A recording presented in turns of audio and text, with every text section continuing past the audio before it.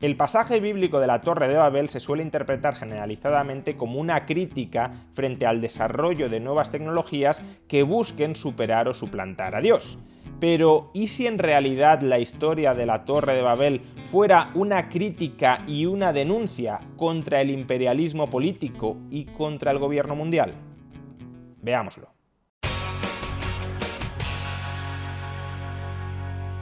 En el vídeo de ayer expuse algunas de las críticas razonables que dirige Elon Musk contra la idea de gobierno mundial.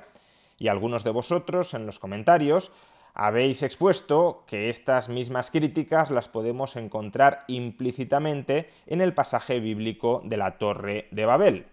La humanidad renuncia a sus diferencias, la humanidad se mancomuna hablando un mismo lenguaje, y al hablar un mismo lenguaje se rebela contra la autoridad de Dios, construyendo una torre que alcance el cielo. De modo que Dios tiene que destruir esa torre y tiene que dispersar a la humanidad en diversas regiones del planeta para que no se vuelvan a unir y no vuelvan a mancomunar voluntariamente sus esfuerzos para oponerse a Dios. Esta es una de las interpretaciones más extendidas de la historia de la Torre de Babel. Y de hecho, para apuntalar esta interpretación, vamos a leer el pasaje bíblico de la Torre de Babel. En Génesis 11, 1-9 dice: «En ese entonces se hablaba un solo idioma en toda la tierra. Al emigrar al oriente, la gente encontró una llanura en la región de Sinar y allí se asentaron. Un día se dijeron unos a otros: vamos a hacer ladrillos y a cocerlos al fuego. Fue así como usaron ladrillos en vez de piedras y asfalto en vez de mezcla. Luego dijeron: construyamos una ciudad con una torre que llegue hasta el cielo. De ese modo nos haremos famosos y evitaremos ser dispersados por toda la tierra. Pero el Señor bajó para observar la ciudad y la torre que los hombres estaban construyendo. Y se dijo: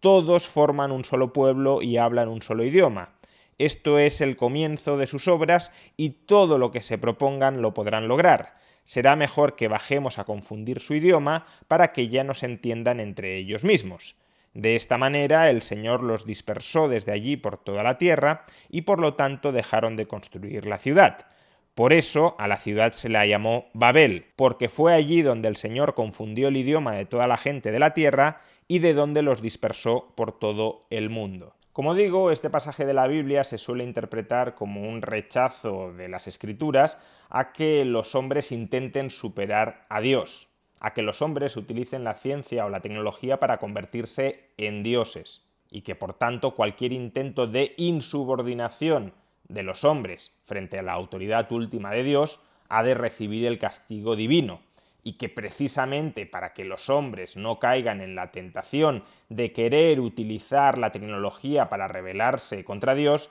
es necesario dispersarlos por todas las regiones del planeta, es necesario confundir sus lenguajes para que no puedan comunicarse entre ellos y no puedan progresar hasta el punto de desarrollar tecnologías que les permitan rebelarse contra Dios. Si esto fuera así, sería un pasaje antitecnológico, un pasaje anticreatividad humana para avanzar y para progresar.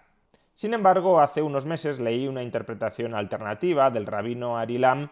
que me parece muy sugerente y que matiza muchas de las afirmaciones de este pasaje y que justamente permite interpretar la historia de la Torre de Babel como una crítica contra el gobierno mundial impuesto desde arriba. No estoy diciendo, cuidado, que el rabino Ari Lam haya reinterpretado este pasaje de la Torre de Babel para criticar el gobierno mundial, ni mucho menos. No es ese su objetivo. Pero cuando leamos esa reinterpretación del pasaje de la Torre de Babel que hace el rabino Ari Lam, veremos con claridad que es una crítica contra el gobierno mundial impuesto desde arriba. Antes de narraros cuál es esta reinterpretación del pasaje de la Torre de Babel, he de aclarar que la reinterpretación por sí misma no es un argumento de nada, no es desde luego un argumento de autoridad. Quizá el gobierno mundial pueda ser una buena idea y la Biblia, y en este caso el pasaje de la Torre de Babel, estar frontalmente equivocada en su crítica contra el gobierno mundial. Si estoy grabando este vídeo para exponer una reinterpretación del pasaje de la Torre de Babel que puede ser pertinente en el contexto actual, no es porque considere que hay ningún valor epistémico profundo en este pasaje, sino porque incluso un pasaje que forma parte de nuestra cultura, un pasaje que hemos escuchado de alguna forma o de otra en numerosas ocasiones, puede contener lecciones que son bastante distintas a cómo se lo suele interpretar. Pero nada más. A su vez, también es necesario aclarar el porqué de esta reinterpretación. No es que el rabino Ari Lamb quiera forzar una interpretación distinta a la que aparentemente se desprende de la textualidad del pasaje. Es que el rabino está leyendo la Biblia, este pasaje del Génesis, en hebreo, en el idioma en el que fue originalmente escrito. Y su argumento es que al traducirlo a otros lenguajes se pierden muchos matices y muchas conexiones que sin embargo sí son observables con algo de trabajo cuando leemos el original en hebreo. La clave de la reinterpretación que efectúa Ari Lamb la podemos encontrar en las primeras líneas del pasaje. Al emigrar al oriente, la gente encontró una llanura en la región de Sinar y allí se asentaron. Un día se dijeron unos a otros: vamos a hacer ladrillos y vamos a cocerlos al fuego. Lo que sostiene el rabino Ari Lamb es que en estas líneas se está describiendo un caso no de cooperación voluntaria, sino de esclavitud. No solo porque en el mundo antiguo los ladrillos solían hacerlos los esclavos, sino porque la expresión hacer ladrillos solo aparece en otra ocasión en la Biblia, concretamente en el libro del Éxodo, y lo hace para describir la situación de esclavitud en la que se sometía el pueblo hebreo cuando hacía ladrillos para el faraón. Además, Ari Lamb también sostiene que no es adecuado traducir vamos a hacer ladrillos como si fuera una exhortación de tipo voluntario y mancomunado, que esa frase se traduciría mejor más bien como vamos, haced ladrillos, es decir, como una orden que algunas personas emiten contra otras, es decir, los esclavistas sobre los esclavos. Es decir, lo que sostiene Ari Lamb es que este pasaje de la Biblia en realidad está describiendo una sociedad esclavista. ¿Y dónde podemos encontrar más referencias en este pasaje de la Torre de Babel que apuntalan esta reinterpretación? Pues en varias partes más. Por ejemplo, cuando se dice construyamos una ciudad con una torre que llegue hasta el cielo, lo que sugiere Ari Lamb es que en realidad lo que está aquí escrito, la traducción correcta desde el hebreo, sería algo así, y digo algo así porque también lo estoy adaptando al idioma castellano para que entendamos el sentido que le quiere dar el rabino Ari Lamb: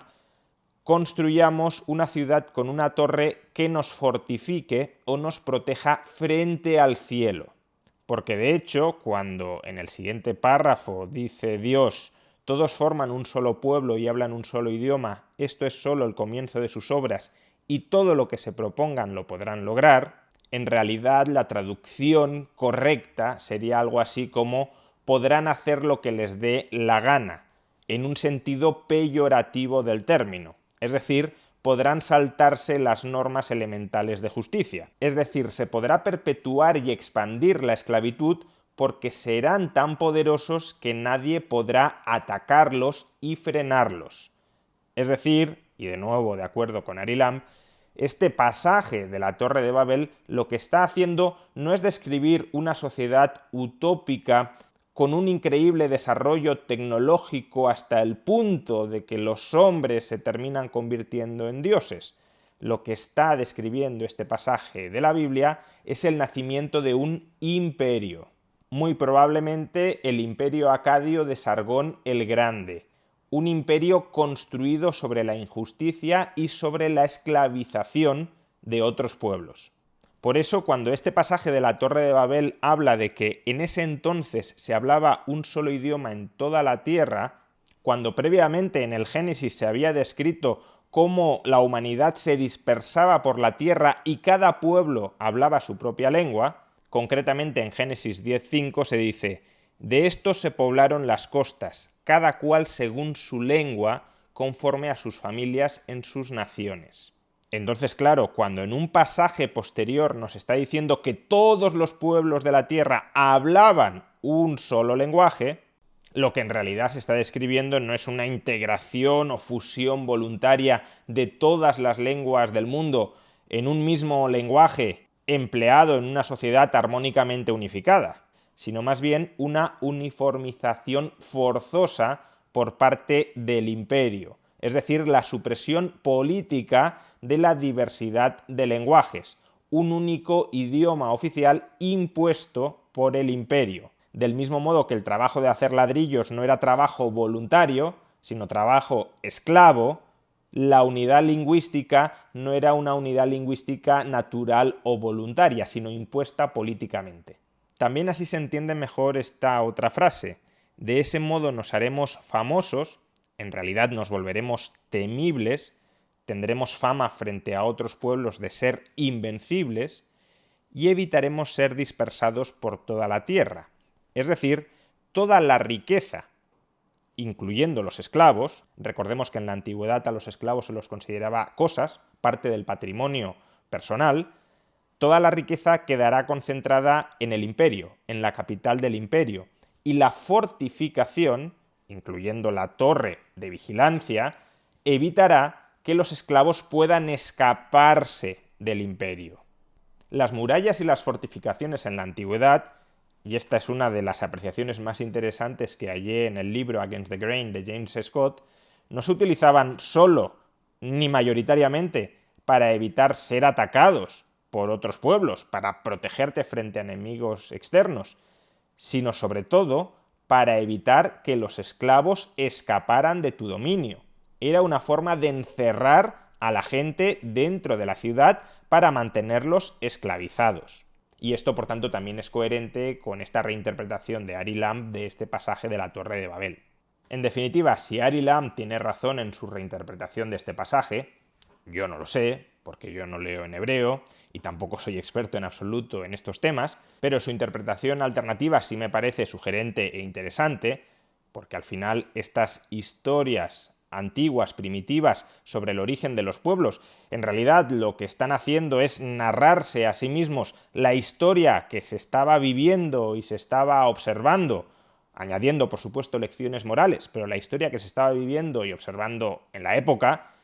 y en la época lo que probablemente se estaba viendo y viviendo era la emergencia del primer imperio que conoció la historia, es decir, como ya he dicho, el imperio acadio de Sargón el Grande, no la construcción mancomunada, cooperativa y voluntaria por parte de toda la humanidad de una torre que llegara hasta el cielo. Por tanto, probablemente, sin querer emitir una opinión demasiado fuerte al respecto, porque no lo sé, pero probablemente tenga más sentido esta reinterpretación de Ari Lamb.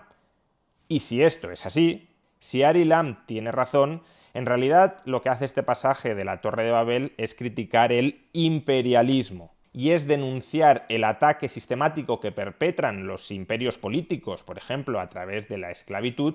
contra los principios más elementales de justicia. De hecho, lo que se describe en este pasaje no es muy distinto de lo que de manera más extendida nos narra posteriormente el Éxodo. Otro imperio, el imperio egipcio, que se basa en el uso de trabajo esclavo para hacer ladrillos y para construir obras faraónicas como las pirámides. ¿Y cuál es la consecuencia última mediada por la intervención divina? De nuevo, la liberación de los esclavos dispersando. Ari Lamb dice que nuevamente, tanto en el pasaje de la Torre de Babel como en el Éxodo se utiliza este mismo verbo, dispersando a los pueblos sojuzgados por todas las regiones de la tierra, es decir, sacándolos fuera de la órbita y del control del imperio esclavista. Así pues, en la medida en que un gobierno mundial fuera la imposición de una élite política, de un contubernio de la élite política, para en última instancia dominar, esclavizar en términos modernos a la humanidad, desde luego el pasaje de la Torre de Babel se podría interpretar modernamente también contra una crítica frente a ese proyecto político, frente a la construcción de un Estado mundial del que nadie pueda escapar, fortificado naturalmente porque comprende todo el mundo, destrucción de ese Estado mundial para que las sociedades se dispersen en unidades políticas muy descentralizadas y muy distintas, cada una con su propia cultura o al menos con sus propias reglas políticas. Como ya he dicho, no estoy describiendo el pasaje de la Torre de Babel porque considere que tenga ningún tipo de autoridad natural acerca de cómo debemos vivir nuestras vidas. De hecho, uno puede ser partidario de que exista una especie de lengua franca en todo el mundo, sin que ello signifique que deba existir una unidad política que gobierne a todas las personas que utilizan esa lengua franca. En cualquier caso, esta nueva interpretación del pasaje de la Torre de Babel sí nos sirve para alertarnos de que desde tiempos inmemoriales ha habido élites políticas, oligarquías políticas, que han tenido una vocación expansionista e imperialista, y que desde tiempos inmemoriales muchísimas personas, no sé si toda la humanidad, pero sí muchísimas personas, han tratado de resistirse y de combatir frente a ese imperialismo político que en última instancia puede suponer su esclavización. El objetivo de la batalla, por tanto, no cambia tanto a lo largo de la historia,